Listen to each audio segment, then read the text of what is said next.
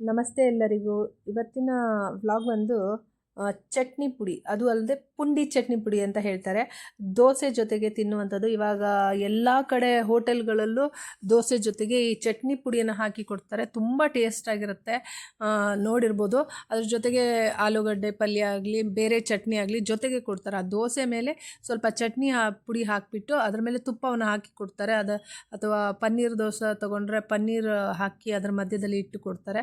ತುಂಬ ಟೇಸ್ಟಾಗಿರುತ್ತೆ. ಅದನ್ನು ಹೇಗೆ ಮಾಡೋದು ಅಂತ ಇವತ್ತಿನ ವ್ಲಾಗ್ ನೋಡೋಣ. ಅದಕ್ಕಿಂತ ಮುಂಚೆ ಯಾರೆಲ್ಲ ನನ್ನ ಚಾನಲ್ಗೆ ಸಬ್ಸ್ಕ್ರೈಬ್ ಆಗಿಲ್ವೋ ಸಬ್ಸ್ಕ್ರೈಬ್ ಮಾಡ್ಕೊಳ್ಳಿ, ಹಾಗೆ ಬೆಲ್ ಬಟನನ್ನು ಒತ್ತಿ ನೋಟಿಫಿಕೇಷನ್ಗಾಗಿ. ಹಾಗೆ ಆದಷ್ಟು ಶೇರ್ ಮಾಡಿ, ಮನೇಲೇ ಒಂದು ಸರಿ ಟ್ರೈ ಮಾಡಿ. ಇದಕ್ಕೆಲ್ಲ ಏನು ಬೇಕು ಚಟ್ನಿ ಪುಡಿಗೆ ಅಂದರೆ ಈಸಿಯಾಗಿ ಇದೆ. ಮೆಣಸಿನಕಾಯಿ, ಒಣಮೆಣಸು, ಅದರಲ್ಲಿ ಖಾರ ಮೆಣಸು ಸಪ್ರೇಟ್ ತೊಗೊಳ್ಳಿ. ನಾನು ಜಾಸ್ತಿ ಸ್ವಲ್ಪ ಖಾರ ಹಾಕಲ್ಲ, ಮಕ್ಕಳು ತಿನ್ನೋದ್ರಿಂದ. ಖಾರ ತಿನ್ನೋರು ಸ್ವಲ್ಪ ಖಾರ ಮಾಡ್ಕೊಬೋದು. ಅದಕ್ಕೆ ಬೆಳ್ಳುಳ್ಳಿ ಒಂದು 4-5 ಎಸಳು, ಆಮೇಲೆ ಸ್ವಲ್ಪ ಕರಿಬೇವು, ಅದನ್ನು ಮೂರನ್ನು ಫ್ರೈ ಮಾಡ್ಕೋಬೇಕು. ಅದಾದ ನಂತರ ಸ್ವಲ್ಪ ಒಂದು ಅರ್ಧ ಸ್ಪೂನು ತುಪ್ಪವನ್ನು ಹಾಕ್ಕೊಂಡು ತೊಗರಿಬೇಳೆ, ಹಾಗೆ ಉದ್ದಿನಬೇಳೆ ಮತ್ತು ಬಿಳಿ ಎಳ್ಳು, ಇದು ಮೂರನ್ನು ಸಪ್ರೇಟಾಗಿ ಹುರ್ಕೋಬೇಕು. ಡ್ರೈ ಅದು ಏನು ತುಪ್ಪ ಹಾಕಿದ್ದು ಅದರಲ್ಲೇ ಹುರ್ಕೊಂಬಿಟ್ಟು ಅದಕ್ಕೆ ಟೇಸ್ಟಿಗೆ ಬೇಕಾದಂತಹ ಉಪ್ಪು ಮತ್ತು ಸ್ವಲ್ಪ ಲೈಟಾಗಿ ಒಂದು ಸ್ವಲ್ಪ ಶುಗರ್ ಆ್ಯಡ್ ಮಾಡ್ಕೊಳ್ಳಿ. ಶುಗರ್ ಬೇಡ ಅನ್ನೋರು ಸ್ಕಿಪ್ ಮಾಡ್ಕೋಬೋದು, ಖಾರ ಜಾಸ್ತಿ ಬೇಕು ಅಂದವರು ಹಾಕ್ಕೋಬೋದು. ಕಲ್ಲರ್ಗೋಸ್ಕರ ಚಟ್ನಿ ಪುಡಿ ತುಂಬ ಕಲರ್ ಬರೋದಕ್ಕೋಸ್ಕರ ಕೆಂಪು ಮೆಣಸನ್ನು ಹಾಕ್ತಾರೆ, ಅದನ್ನು ಹಾಕ್ಕೋಬೇಕು. ಎಲ್ಲನೂ ಡ್ರೈ ಫ್ರೈ ಮಾಡ್ಕೋಬೇಕು. ಒಂದು ಸ್ವಲ್ಪ ತುಪ್ಪ ಹಾಕ್ಕೊಂಡು ಕಾಳು ಬೇಳೆಗಳೆಲ್ಲ ಹುರ್ಕೋಬೋದು. ಅದನ್ನು ಹಾಕ್ಕೊಂಡು ಮಾಡಿದ್ರೆ ತುಂಬ ಟೇಸ್ಟಾಗಿರುತ್ತೆ. ದೋಸೆ ಜೊತೆಗೆ ಮತ್ತು ಚಪಾತಿ ಜೊತೆಗೂ ತಿನ್ಬೋದು. ಅದಲ್ಲದೆ ಇಡ್ಲಿ ಜೊತೆಗೆ ಆ ಚಟ್ನಿ ಪುಡಿನ ಹಾಕ್ಕೊಂಡು ತುಪ್ಪ ಹಾಕ್ಕೊಂಡು ತಿಂತಾಯಿದ್ರೆ ತುಂಬ ಟೇಸ್ಟ್ ಅನಿಸುತ್ತೆ. ಯಾವ ಚಟ್ನಿನೂ ಬೇಡ, ಅದರಲ್ಲೇ ತಿಂದುಬಿಡ್ಬೋದು, ಅಷ್ಟು ಚೆನ್ನಾಗಿ ಬರುತ್ತೆ.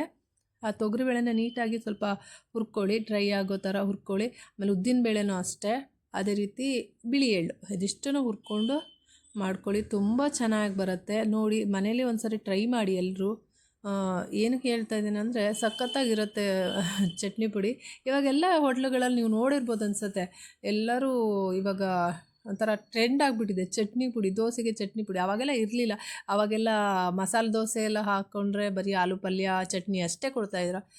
ಇತ್ತೀಚೆಗೆ ಎಲ್ಲ ಹೋಟೆಲ್ಗಳಲ್ಲೂ ಶುರು ಮಾಡಿದ್ದಾರೆ ಈ ಚಟ್ನಿ ಪುಡಿನ. ಆ ಚಟ್ನಿ ಪುಡಿ ಅಷ್ಟು ಟೇಸ್ಟ್ ಅನಿಸುತ್ತೆ ದೋಸೆ ಜೊತೆಗೆ. ಅದು ಮೇಲೆ ದೋಸೆ, ಮಸಾಲೆ ದೋಸೆನಲ್ಲೂ ಚೆನ್ನಾಗಿ ಕಾಣುತ್ತದು.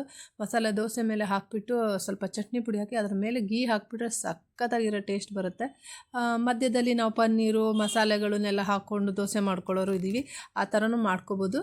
ಇಲ್ಲ ಚೀಸ್ ಹಾಕ್ಕೋಬೋದು, ಸಖತ್ತಾಗಿರುತ್ತೆ. ನಾವು ದಿನಕ್ಕೊಂದು ವೆರೈಟೀಸ್ ಮನೇಲಿ ಮಾಡ್ತಾಯಿರ್ತೀನಿ, ಮಕ್ಳಿಗೆ ಇಷ್ಟ ಆಗುತ್ತೆ. ಆದರೆ ನಾನು ಸ್ವಲ್ಪ ಖಾರನ ಕಡಿಮೆ ಹಾಕಿದ್ದೀನಿ, ಯಾಕಂದರೆ ನಮ್ಮ ಮನೇಲಿ ಮಕ್ಕಳು ಜಾಸ್ತಿ ಖಾರ ತಿನ್ನಲ್ಲ. ಅದರಿಂದ ನಾನು ಖಾರ ಹಾಕಿದರೆ ತಿನ್ನೋದೇ ಇಲ್ಲ, ಅದಕ್ಕೋಸ್ಕರ ನಾನು ಖಾರನ ಕಡಿಮೆ ಮಾಡಿದ್ದೀನಿ.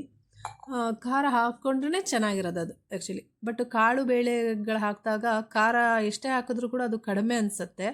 ಬಟ್ ಒಂದು ಸ್ವಲ್ಪ ಖಾರ ಹಾಕ್ಕೊಂಡ್ರೆ ಚೆನ್ನಾಗಿರುತ್ತೆ. ಮತ್ತು ಕಲರ್ಫುಲ್ಲಾಗಿರೋ ಮೆಣಸಿನಕಾಯಿ, ಕೆಂಪು ಮೆಣಸು ಬರುತ್ತಲ್ಲ, ಕಲರ್ಗೋಸ್ಕರ ಇರುವಂತಹ ಕೆಂಪು ಮೆಣಸು ಬರುತ್ತಲ್ಲ, ಆ ಮೆಣಸು ಹಾಕ್ಕೋಬೇಕು. ಆವಾಗ ಫುಲ್ಲು ಕಲರಾಗಿರುತ್ತೆ.